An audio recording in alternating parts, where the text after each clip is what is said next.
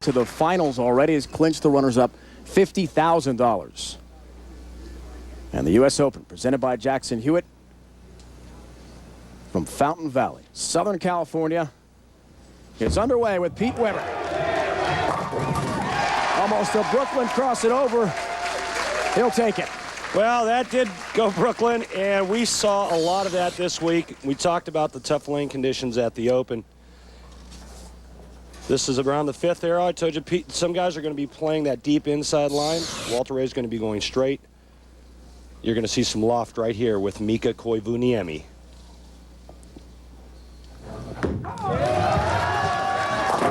Hurrying into the pocket. And all 10 down to the pit for Mika-Koivuniemi. Born in Tampere, Finland, now living in Ann Arbor, Michigan. By the numbers this week, head-to-head, the average score very close. The strike percentage not far off. In fact, all the numbers similar. Yeah, and the one thing that really stands out to me is the spare conversion rate, a lot lower than we're used to seeing. And the reason why is because the players shot at a lot more spares this week. And because of the tough lane conditions, they were a lot harder to make. Back to the big fin. Mika-Koivuniemi, that is flush in the pocket. Just 2 titles. The first ever foreign-born player to win the ABC Masters and the U.S. Open. See, what loft does on a tough lane condition is it delays hook. And when lanes are tough, you want to try to keep the ball as straight as you possibly can. Even if you're going a little right with it, you still want it straight through the front part of the lane. Back to PDW. That hurries nicely into the pocket.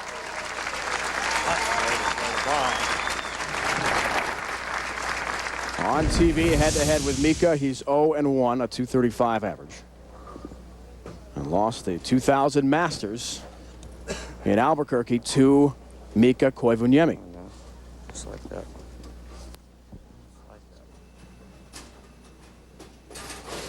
As Leslie mentioned, since September, and that was in Japan, since we've seen Pete on TV. That's flush in the pocket as he returns to the broadcast with plenty of style. Boy, you're right, Dave Ryan. That sure was flush. You see the profile of Pete Weber with a great hand at the bottom of the swing and the reaction, as only PDW can do. Where's the sunglasses? Because at an outdoor event on the PBA Tour, had success with it. Now keeps them on. And split time here for Mika. 1-2-10.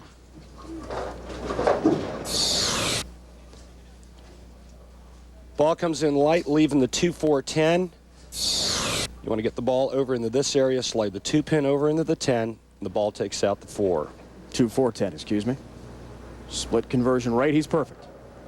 Brand new pins we're using. They've been in the machines for exactly 2 hours this morning. Misses. On lane 18, an early open for Koivuniemi.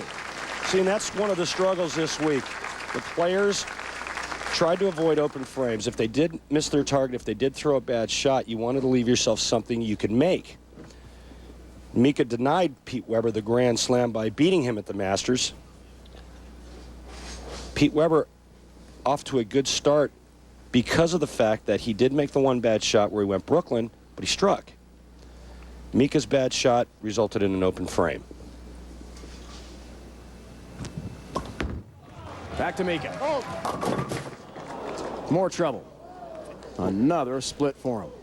Yeah, and that's an ugly one. That's the big 4, and that's overcompensation from the shot on the right lane where he went light. Excuse me, 4-6-7.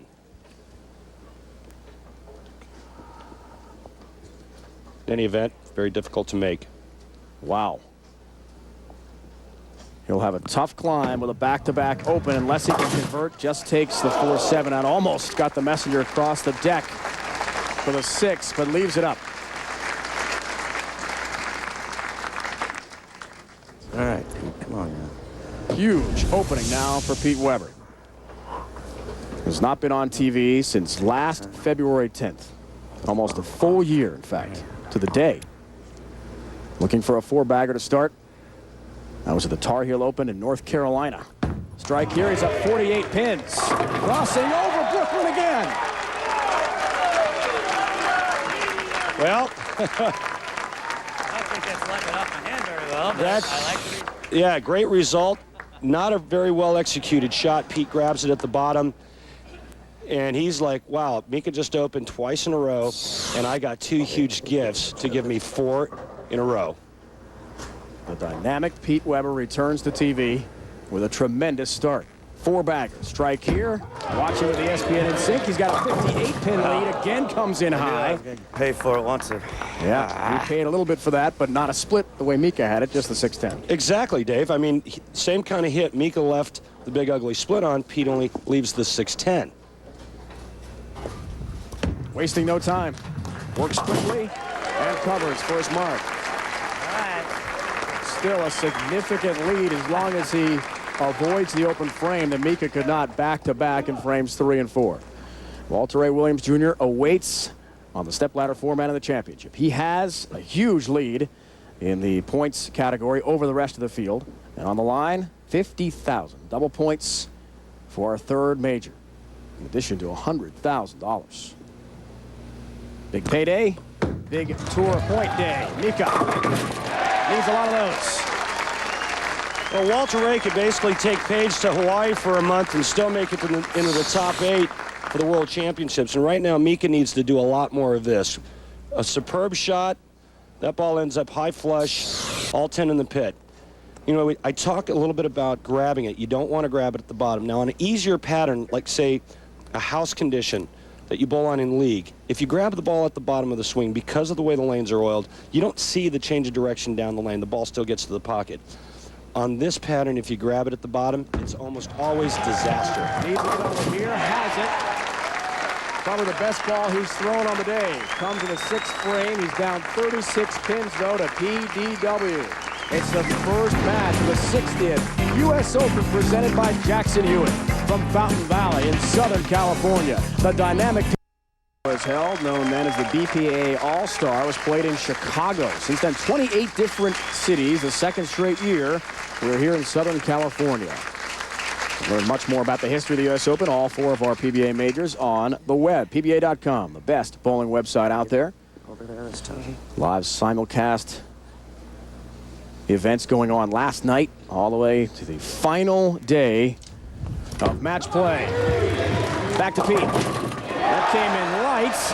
Another break for a 3rd time with wife Tracy watching closely. Pete, fortuitous.